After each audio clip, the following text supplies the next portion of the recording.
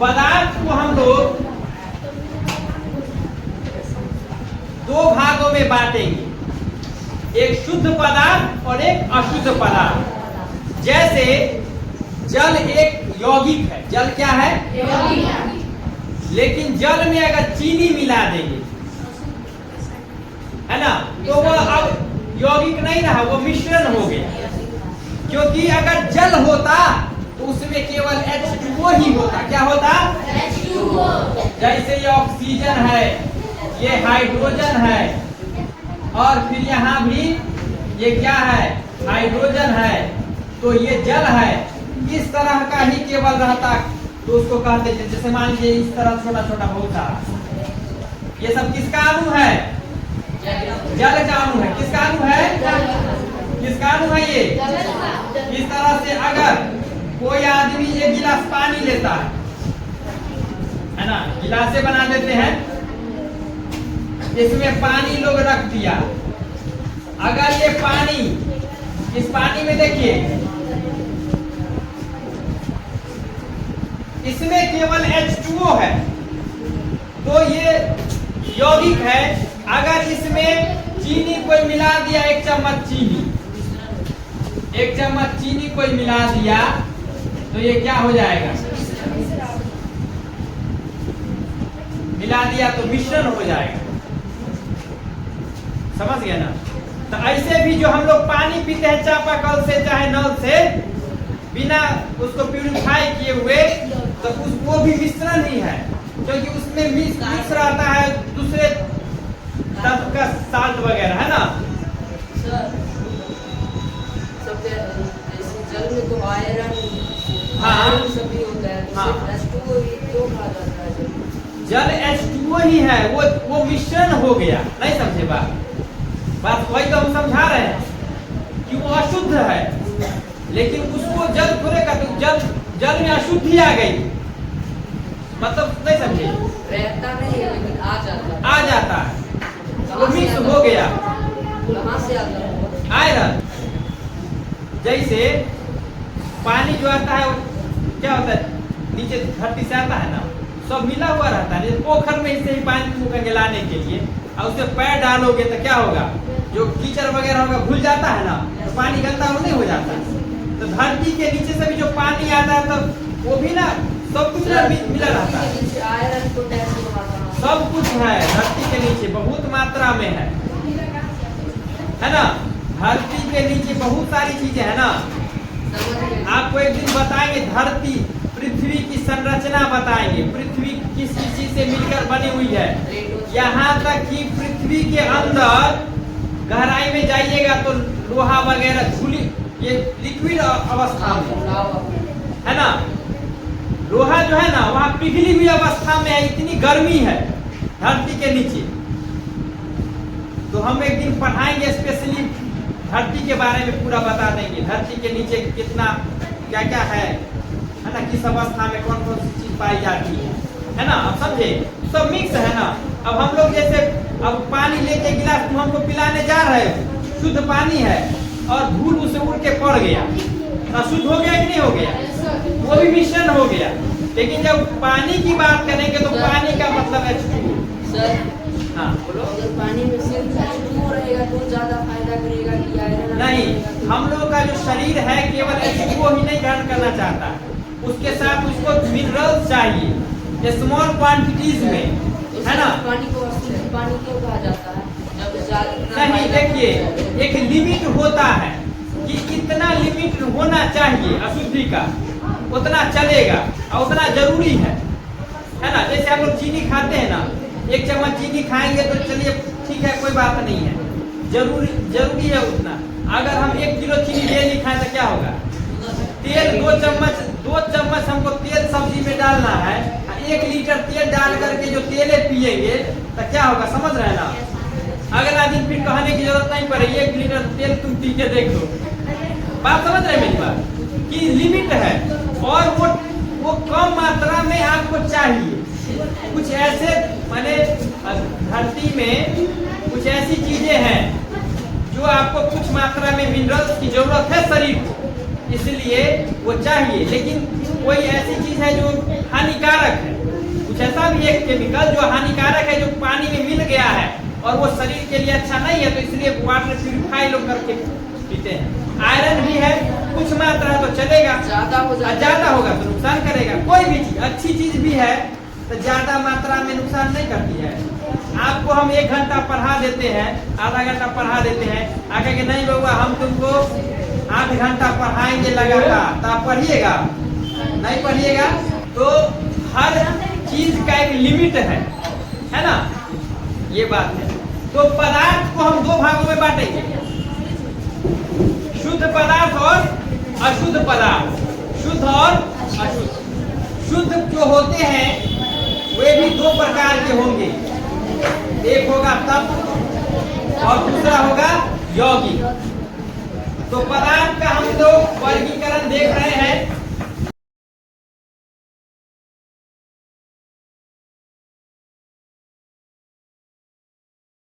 मिश्रण, आपको अंदाजा हो गया होगा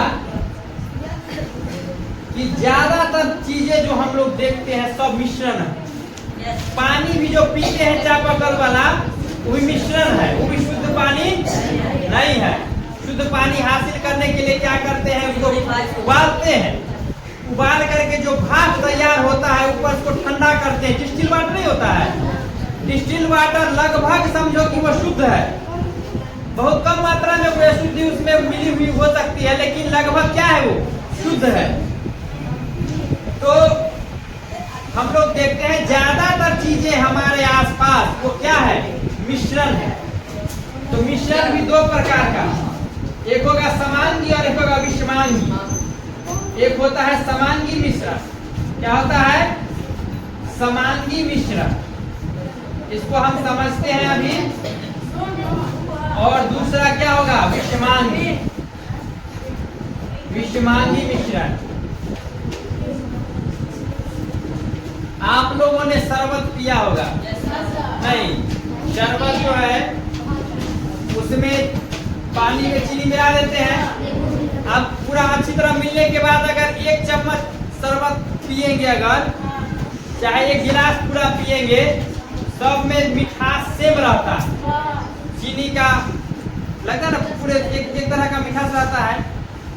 लेकिन मान लीजिए आप लोग पिरुकिया का जो अंदर में जो सूजी रहता है उसमें चीनी डाला रहता है, उसमें अगर ठीक से नहीं मिला रहेगा तो कहीं पर ज्यादा मीठा लगेगा, कहीं पर कम मीठा लगेगा ना। तो पिरुकिया वाला जो मिला रहता है सूजी में जो रहता है चीनी, वो विषमांगी हो जाता है, कहीं ज्यादा मीठा कहीं कम मीठा। लेकिन चीनी का शरबत है समांगी मिश्रण, क्योंकि उसमें एक समान ढंग से दोनों मिला हुआ है आपस में।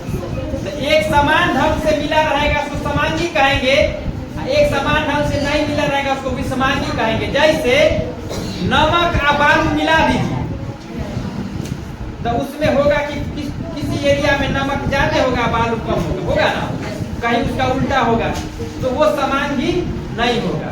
कभी कभी हम लोग बालू जो देखते हैं, जो जुराई में आता है बालू प्लास्टर वगैरह करने के लिए, तो वो भी विषमांगी मिश्रण है। कहीं पर कंकर ज्यादा रहेगा, कहीं पर कंकर कम रहेगा, तो वो भी समांगी मिश्रण नहीं। तो समांगी मिश्रण समझ गए? समांगी में जो भी अवयव होंगे वो सब एक समान ढंग से समरूप है ना, उसका जो फैलाव होगा वो समरूप होगा।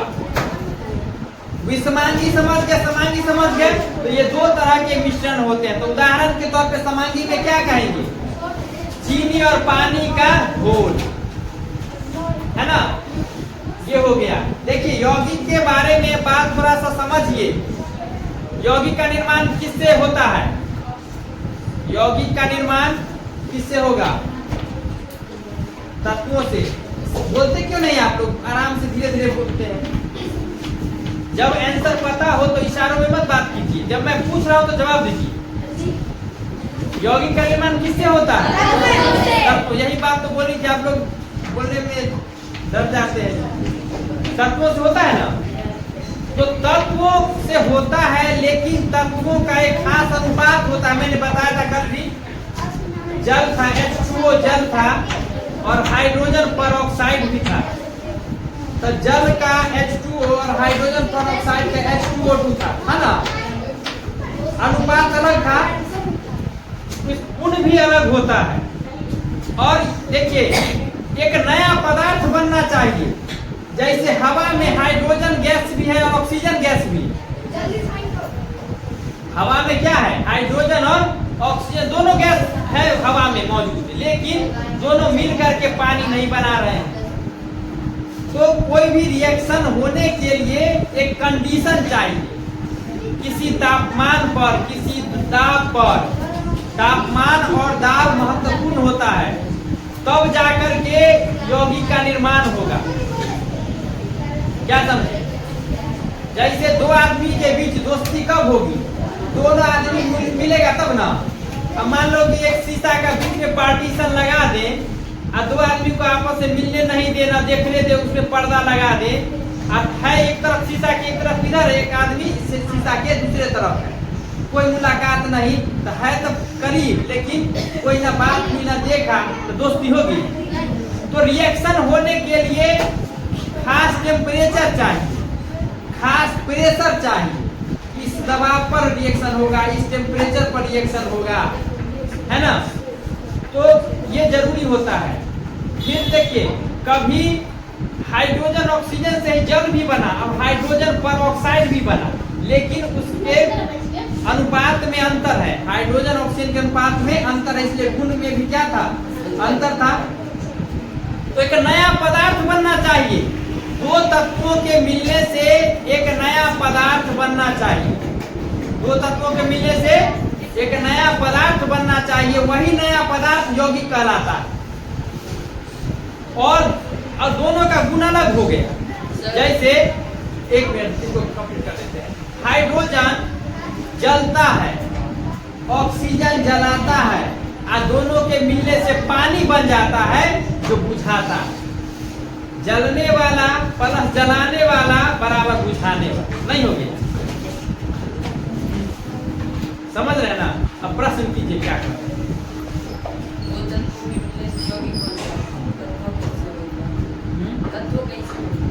कैसे मिलता है? दोनों पास में रहेगा तो मिल जाएगा। तत्व बनता कैसे है? देखिए, अभी जो दुनिया बनी है इसके बारे में बहुत सारा है कि बिग बैंग हुआ तो ब्रह्मांड का निर्माण हो, विशाल धमाका हुआ, है ना? बहुत पीछे, इसके पीछे लंबी कहानी है, उसमें एक क्लास उसमें लग जाएगा। तो कहा जाता है कि सूरज का निर्माण हुआ, वो सब कैसे धमाका हुआ, उसी से ब्रह्मांड का निर्माण हुआ, और उसी से तारों का निर्माण हुआ। तारे में भी क्या है? हाइड्रोजन गैस है, वो भी तत्व है। तो वो जो निर्माण हुआ, समझिए कि एक धमाका कहा जाता है, बिग बैंग उसको बोलते हैं, है ना? तो अब ईश्वरीय चीज हो गई ये, है ना? तत्व जो बन गया सो बन गया। और कुछ तत्व मानव निर्मित भी है, मैंने बताया था आपको 118 तत्व है ना, उसमें कुछ तत्व मानवों ने बना लिया। वो तत्व अस्थायी है, ऐसे तत्व जो है, तो वो सारी चीजें पहले से बनी हुई है ना। और उसके बारे में वैज्ञानिक कल्पना करते हैं कि धमाका हुआ होगा, है ना, जिसके फलस्वरूप ऐसे से बन गया है सब। अब समझे? मतलब पता नहीं है तो कैसे बना, पता नहीं है। जैसे यौगिक के बारे में पता है, दो तत्वों को हाँ, ऐसे हम बना है और उसमें है ना। लेकिन वो ऑक्सीजन कैसे बना? तो वही है कि वही धमाका जो हुआ ना, पहले से बना हुआ धमाका हो, उसी का वैज्ञानिकों ने ये सोचा कि ऐसे हुआ तो ये ऐसे, अभी वो थ्योरी है, वो थ्योरी है कि बिग बैंग थ्योरी उसको बोलते हैं, समझ रहे हैं ना। तो वो बना तो उससे तो चिप में चली गई बात नहीं। तो एक धमाका माना जाता है, धमाका के फलस्वरूप जो है ये सब बना। और कहा जाता है, इतना भी कहा जाता है कि सबसे पहले जो है जैसे हाइड्रोजन गैस जैसे बना ना, फिर वही सब आपस से मिल करके कुछ जो है दूसरे तत्व का भी निर्माण। जैसे आप लोग देखिए सूरज में क्या होता है, हाइड्रोजन गैस है ना, हाइड्रोजन गैस आपस में मिल जाते हैं, हीलियम गैस का निर्माण होता है। तो तत्व भी आपस में मिल करके दूसरा तत्व बना देते हैं। समझ नहीं बात? तो ये सब पहले से है, समझ गए कि नहीं? सबसे पहला तत्व कौन सा है? अब ये तो बताना संभव नहीं है, लेकिन मान सकते हैं, ऐसा मान सकते हैं कि शायद हाइड्रोजन हो, शायद, क्योंकि हाइड्रोजन सबसे हल्का है, वही बेसिक चीज है। उसी से फिर दूसरा, जैसे हाइड्रोजन से हीलियम बन रहा है, हाइड्रोजन से हीलियम बन रहा है, वो हम जान रहे हैं, नाभिकीय संलयन बोलते हैं, है ना? तो ऐसा माना जा सकता है कि वही सब मिलकर बने। दूसरी बात, ये बोलता है नाभिकीय विखंडन भी होता है। नाभिकीय विखंडन में क्या होता है, कोई तत्व है ना, वो दूसरे तत्व में बदल जाता है। जैसे यूरेनियम है, यूरेनियम तत्व जो है वो न्यूट्रॉन की मार से टूट जाता है उसका नाभिक, और दो नए तत्व बनते हैं और इसमें ऊर्जा उत्पन्न होती है। तो एक तत्व दूसरे में बदला कि नहीं बदला? तो यही होगा कि जो ये सब बने हैं, तो छोटा छोटा जैसे हाइड्रोजन है, ये सब आपस में क्रिया करके भारी तत्व बने, और जब ज्यादा भारी हो गए और तत्व जब ज्यादा हो गए भारी, तो अब जैसे यूरेनियम, उसकी परमाणु संख्या ज्यादा है, तो वो टूट करके फिर दूसरे में बदल गए, है ना? तो ऐसा भी होता है, तत्व एक दूसरे में बदलते भी, ठीक है? तो यौगिक जो होता है हमेशा एक नया पदार्थ होता है। यौगिक का गुण अपने अवयवी तत्वों के गुण से भिन्न होता है। जैसे मैंने बताया ना, जल का जो गुण है वो बुझाने का है, वो लिक्विड है, लेकिन जिससे मिलकर बना है वो हाइड्रोजन और ऑक्सीजन, वो गैस है। हाइड्रोजन का गुण अलग है, ऑक्सीजन का गुण अलग है, और पानी का गुण अलग है। ये भी रहेगा।